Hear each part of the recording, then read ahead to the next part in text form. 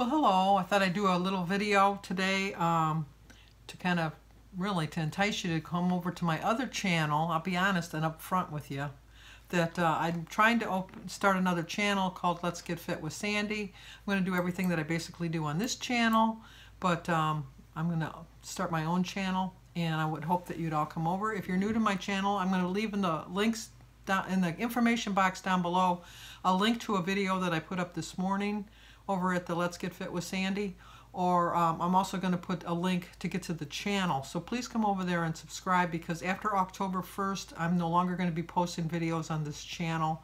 It's strictly going to be the other one. If you go on YouTube and you just type in the search bar, all small letters, Let's Get Fit with Sandy, all one word, it should bring you to my site. So anyway, today I thought I'd talk about 11 simple ways to sit less. I always start off with a quote. My quote is, "Move out of your comfort zone. You can only grow if you're willing to try something new." You don't have to go and run a marathon, but maybe if you walk a little bit and then do a quick little, either a run or a faster pace walk and then slow down again. Just try to change up your routine just a little tiny little bit. Every little tiny little bit will help. But anyway, research shows that sitting isn't so great for us. Even if we get a workout in most days, it's the long stretches of sitting that are the most harmful. And you don't really think about how much you sit. You really don't. So what you want to do is try to keep aware of when you're sitting, and maybe write it down. I sat for 30 minutes and watched this particular show, or I sat for 45 minutes and read this particular book. Just something that'll keep you on track. But different things that you can do to remind yourself to get up and moving. If you're at home, set an alarm. Maybe put the timer on your stove so that you have to get up and walk in there to turn it off. Stay on your feet while you're watching TV. I say a lot, sorry about that. Try to do leg lifts, or just stand there and watch TV, and be inefficient. By that they mean, instead of putting all the dishes in the dishwasher, try washing them by hand. When you're putting your laundry away, try putting it away one piece at a time. It just takes a little bit more time, but you're moving a little bit more. And change into your active clothes when you get home from work. Don't change into I'm going to just sit around the house kind of clothes. Change into something that's going to make you want to move. If you're at work, it's the same thing. Set an alarm on your phone that you have to get up and you have to get moving. And if you wanted to ask a particular question from a colleague, instead of calling them on the phone or sending them a quick little email, get up and walk over to their desk. I know that they're probably not that far, but at least you've gotten up and moved. If you have to send documents to the printer, most places have more than one printer. Send it to the farthest printer, and then you'll have to get up and move to walk over to it. If you have to go to the restroom, if you're in more than a one-story building, try taking the stairs down to the other floor, either up above you or down below you, and go to the restroom on that floor.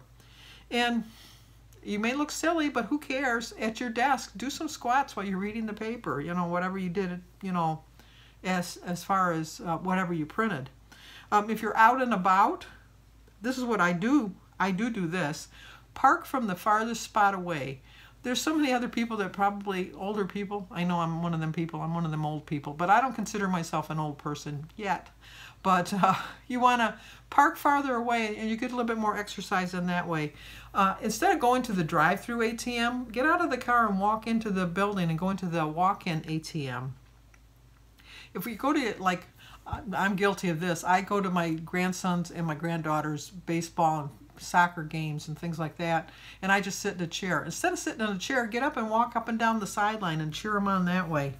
And if you're waiting for a table at a restaurant, then don't sit down. They always have seats you can sit down. Just stand. If you got to stand, that's taking up a little bit of energy. But these are some quick ideas. If you have 1 minute or less, do a standing push-up against the wall. Do squats while you're watching TV.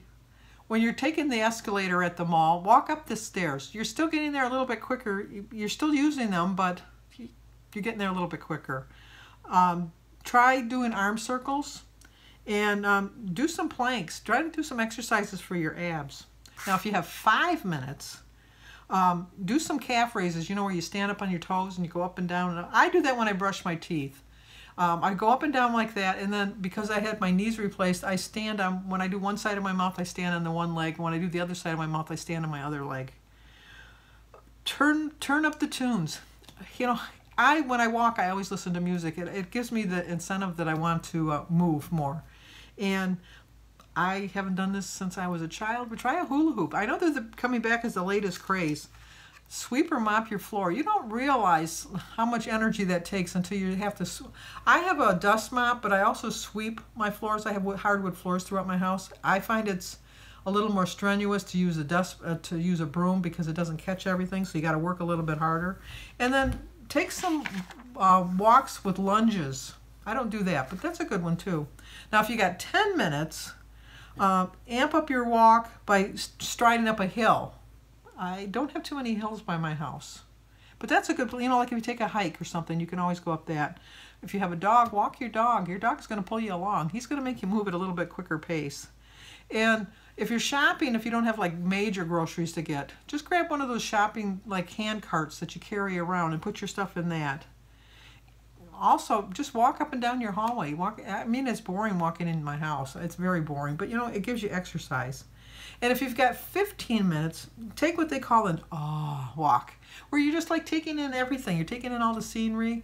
It's maybe not so much for exercise, like burning off a lot of calories, but it's just kind of like a de-stressor. It relaxes you a little bit.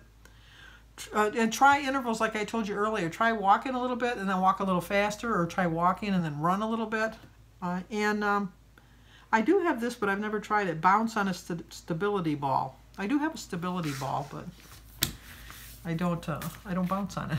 But anyway, I hope these helped you. These quick little suggestions.